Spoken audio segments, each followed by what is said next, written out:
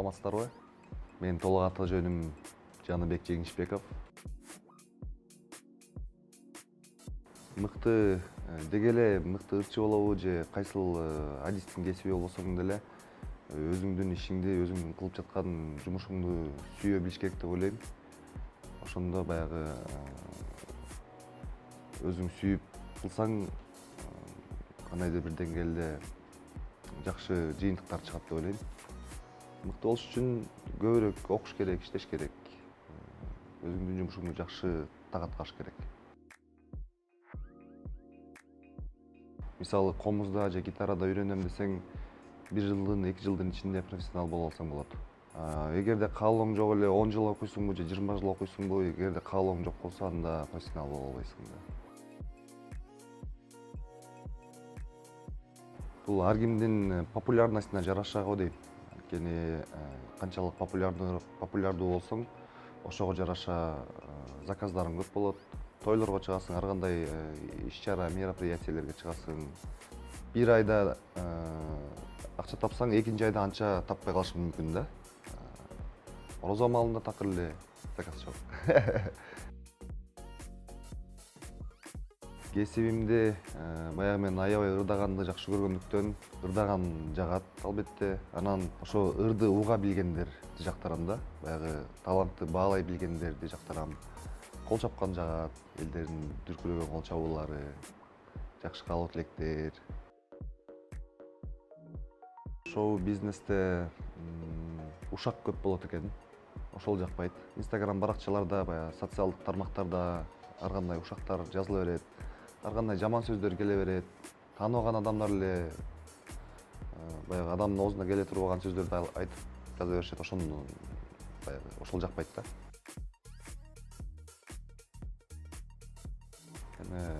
Талант өлбөйт да. Талант жердин кайсы жеринде болсоң деле уланта берсең болот. Анткени музыкада тил жок. Кыргызча ырдасаң, Америкага барып ырдасаң деле жактырышы мүмкүн, же Африкага барып ырдасаң деле жактырышы мүмкүн. Ошондуктан келечегибиз буюрса кең деп ойлойм. Ырчы болбосом, мен компьютер тармагында көп иштемекмин деп ойлойм. Же болбосо видео оператор, режиссерлук жакка дагы аябай кызыгам. Ийгиликтин да түрлөрү болот деп ойлойм. Албетте азыр эми баягы ийгилигим туу чокуста жеттим деп айта албайм. Эми азыр жашпыз да. Дагы алдыда көптөгөн ой максаттар бар, пландар бар. Ошонун баарын ишке ашырсак, анан ошондо жеттим деп айта алсам болот. Мен таланттуу адамдардын баардыгына сыймыктанам, баардыгынан баягы эргүү алам. Мен жеке гана муну жактырам же тигини жактырам деп айта албайм. Таланттуу адамдардын баардыгын жактырам. Эгер президент болсомбу?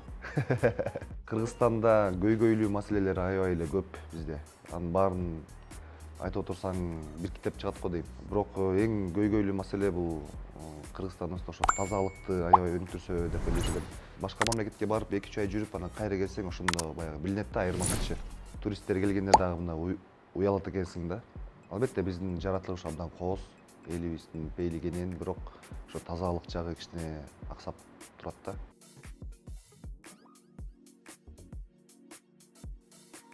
Кыргызстанда элдер кээ бирөө алдыга кетип жатат болуш керек, кээ бирөө артка кетип жатат болуш керек. Анткени бул социалдык тармактардын пайда болушу менен көп адамдар жалкоо болуп калды деп ойлойм.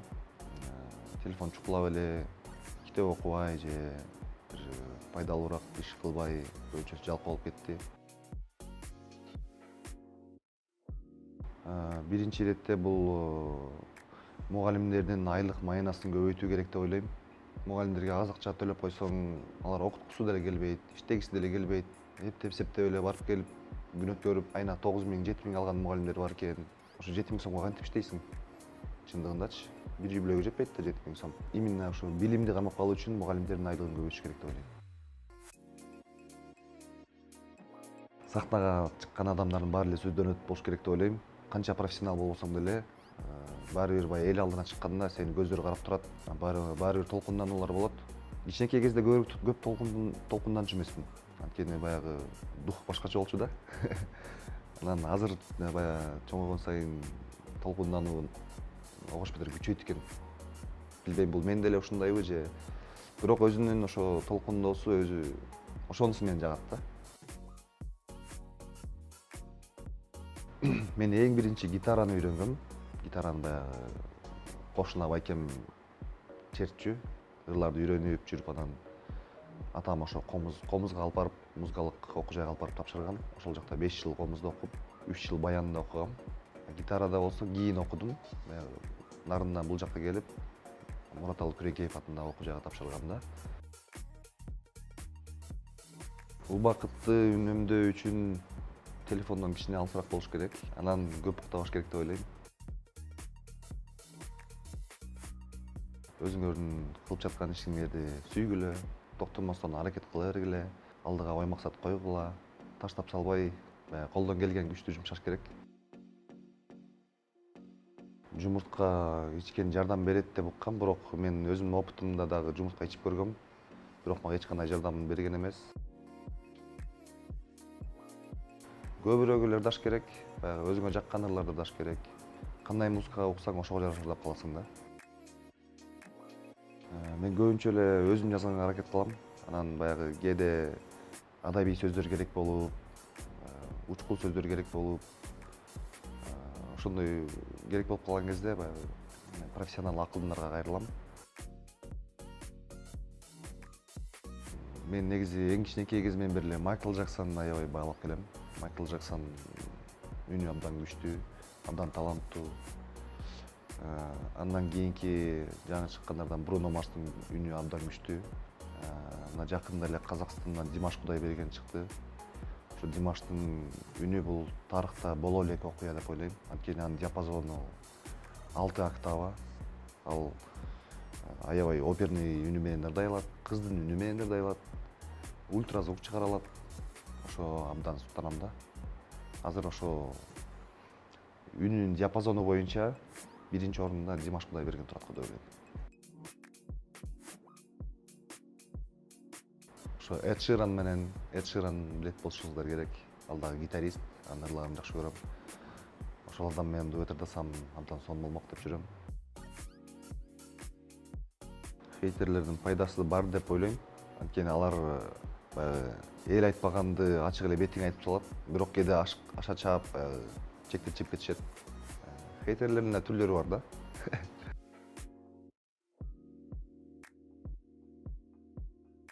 Биздин клиптердин деңгээли Америка, Европанын клиптеринин деңгээлине жетиш үчүн бизге ошого ылайыктуу техника керек деп ойлойм. Жакшы режиссерлор керек. Жакшы операторлор керек. Буюрса эми анын баары алдыда. Азыр акырындап мына өнүгүп келатабыз. Буюрса жакшы таланттуу режиссерлор пайда болуп атышат.